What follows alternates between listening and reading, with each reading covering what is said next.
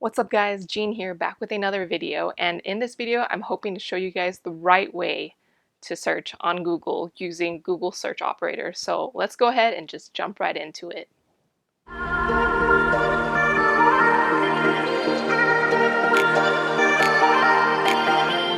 So there are 10 tips that Google recommends you use in order to help better your Google searches, and this is taken off of their Redefine Web Searches webpage that has been published by Google. And I found these tricks about junior year in college when I was taking a ethical hacking course, and ever since I've learned about them, they've changed my life, and I've realized that not too many people actually know about these neat tricks and tips that you could use to help better define the results that you get from Google search. So I'm going to go ahead and run through all 10 of them that are listed on that website. So I'll go ahead and explain them and then do like a short little demo of how it can be used. And yeah. So right now we're taking a look at the Redefine Web Searches page published by Google, and I'll leave a link to this in the description section down below. So here you can see that there's a list of I think about 10 or 11 of them, and we'll go ahead and try each one of these out just so you guys can see how to use them. And let's go ahead and jump into the first one. So this first one here says to search social media. All you have to do is put the @ symbol in front of the word in order to search for social media accounts. So if there is a specific username that you are trying to look for, then it tends to come in handy because then you can find all of their social media tags related to that account. So if we go ahead and just go to google.com, and then here you can see I'm going to go ahead and look at my own personal accounts. So you can see that there's already a couple of some Twitter handles that come up, and these are probably the popular ones that generally pop up, but I'm gonna go ahead and search up my own, which is just take number 2. And you can see that I've already searched myself just to verify that this actually works. And this is my photography account. So if I go ahead and click enter, you can see that it does show up. So it'll pull up all of the different ones. It's not just Twitter like they advertise here. This is just an example. So this is just to search all of the different social media accounts. So first it's going to be Facebook, and then there are other ones like Unsplash and a couple of other ones, and there will be third-party websites that feature my content. So you can see here it features this hashtag take number 2, and it is useful to see where your content is generally published.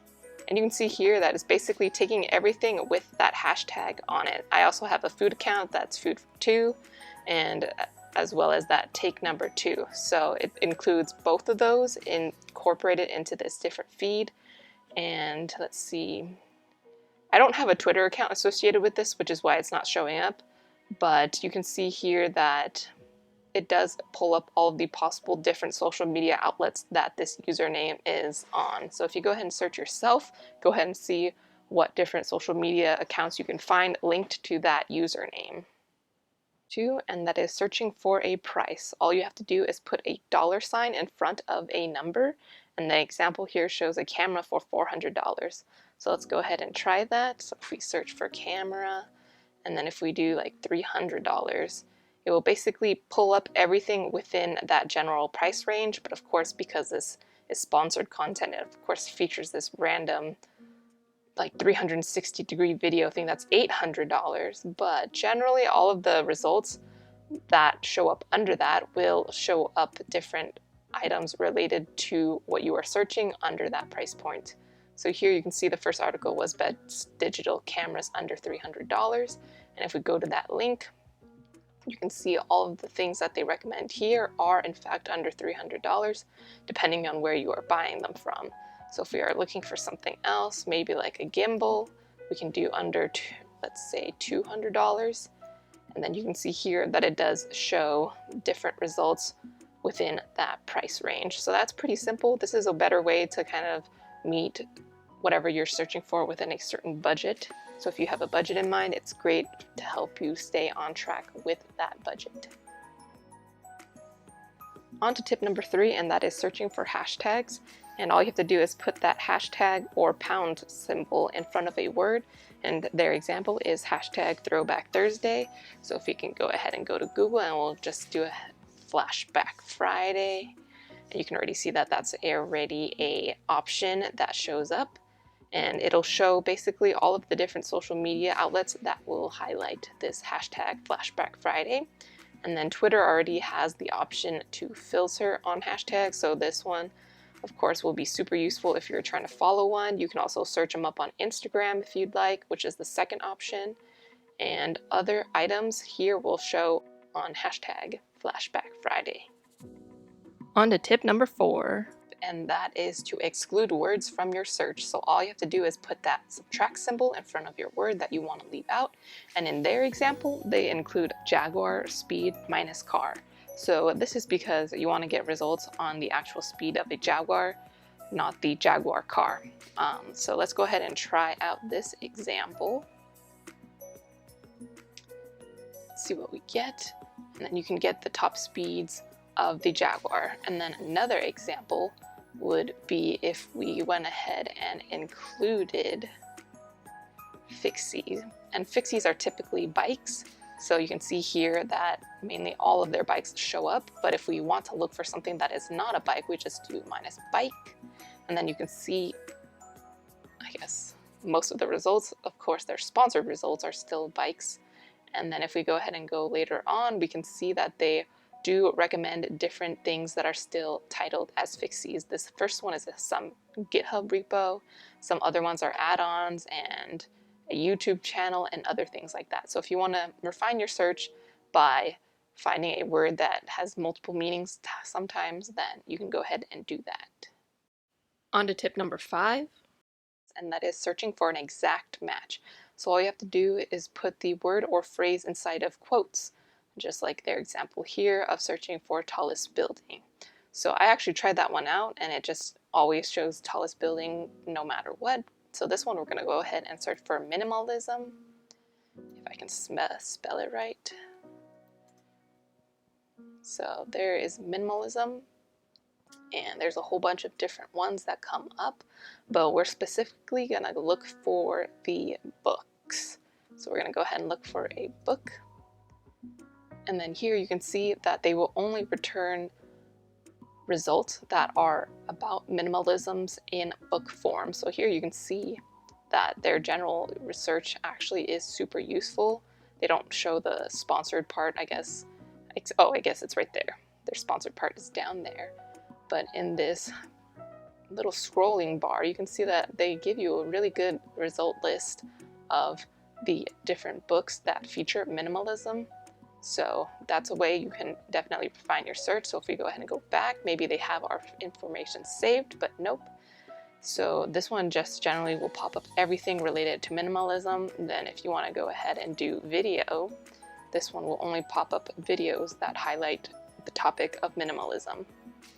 On to tip number 6, and that is combining searches, which all you have to do is include an or in between each search query. So their example is marathon or race. So let's go ahead and copy that to paste into Google. And if we go ahead and search, they will show results of races and marathons, though it does seem like marathons pops up in the beginning. So let's go ahead and do a search on race. So generally it's an interchangeable term, so let's go ahead and do that. Now we're going to go ahead and do like Vespa or motorcycle.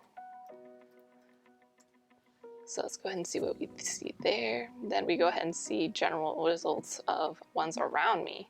And here you can see that it will pop up results for versus videos. So a scooter versus a motorcycle, and scooters are just another word for Vespa. And yeah, that's all there is to that one.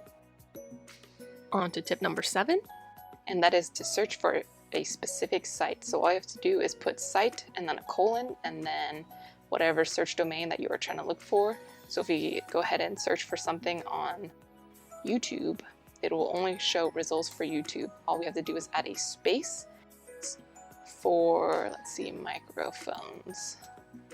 And then this will pop up videos from YouTube on microphones. So you can also do this on like Facebook.com, and let's go ahead and see what comes up from Facebook. So here you can see actual microphone companies being featured here on this list.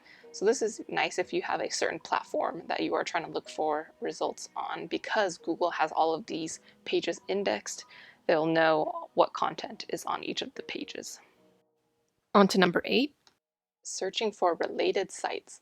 So if you go ahead and put the related colon and then whatever website domain you are trying to look for, this will give you a good idea of websites that are similar to it. So here their example is related to time.com. So if you're a person that loves to read information from Time, oh, I guess it's not, or maybe you need a topic. So let's do money, because I feel like, okay, maybe this thing doesn't actually work. Related, let's do Kickstarter. Interesting. So their example doesn't work, but if we go ahead and do Kickstarter.com, you can see that there's Indiegogo, which is another website that I love tracking, and there's a whole bunch of other like Kickstarter like websites. Maybe I just had it typed wrong, so let's go ahead and try it again. Time.com. Nope. I guess they just don't recognize Time, so I don't understand why they have it as an example. On to tip number 9, and that is seeing Google's cached version of a site. And all you have to do is put cache colon in front of the site's address. So let's go ahead and test that out. We're going to go ahead and do cache, and then let's go ahead and do verge.com. Maybe it's theverge.com, I believe. Yeah, I believe it's The Verge. So let's go ahead and do cache theverge.com. And then you can go ahead and see here that it will give you information. It says this snapshot of the page appeared on August 12th at 7:45 GMT, and that the current page could have changed in the meantime. So this is their way of showing you a little snapshot, and you know that these different images may not be, sized correctly, because you can see that they're stretched out a little bit, but you can still see the typical information that you would see. But if you click on a link from there, it'll take you to the actual web page. So you can see here that it says webcache.google user content, and then if we go ahead and click on a article here, you can see that it actually redirects you to the full article and that this image is sized correctly. So one of the reasons why you might want to use a cached version of a website rather than the actual real live time version is because sometimes there are websites that are no longer available. So if you do use the Google cached version, it will show whatever Google's last snapshot of that website was. And this is particularly useful if you're trying to load a web page that might take a while, because these are just their cached versions, so it's not whatever is most recent, so they're not trying to grab something new from that server that's hosting this actual real live time website. But a con about this is that you can't really use this with like websites that get updated frequently, because the news that you get would be out of date, so you would only use it for like websites that are pretty stagnant and static. Alright, so I totally realized that I forgot search tip number 6, and that is searching within a range of numbers. And I think the reason why I forgot it is because their example is searching for a camera between $50 to $100, which is very similar to their search for a price example of searching for a camera between $400 or up to $400. So the difference between this example and that example is that you are searching within a range. And so if we go ahead and pop that into Google search, you can see that it will show cameras between 50 to 100, though you can't really get much for that price range anymore. So we're going to go ahead and add an extra 0 to it. And you can see that it'll pop up a couple of useful results, though this one I feel like is not as useful as just searching for a price. So if we go ahead and go to shopping, that will give you some better recommendations. But it's in regards to their general search, this is just not too useful. The only difference between this one and the previous one is with that minimum range defined number. And personally, I think that using the search for a price is more useful than searching within a range of numbers, even if you have that minimum amount that you have in mind that you want to spend, like if you don't want something super cheap and terrible quality, because you'll mainly be looking at the ones on that upper lip of your price range anyway. Thank you guys so much for watching my video going over the 10 tips to help redefine your Google searches. And if you guys liked it, feel free to smash that thumbs up button and subscribe to my channel for further content. If there's anything that you'd like to see in the future, like a topic on a video, feel free to drop that in the comments down below, and whether or not any of these tips you knew about or didn't know about that might be useful in your further searches on Google, which will most likely be in like the next 10 minutes, because we all know we Google everything rather than having to use our brains. So yeah, but until next time, I'll see you guys later.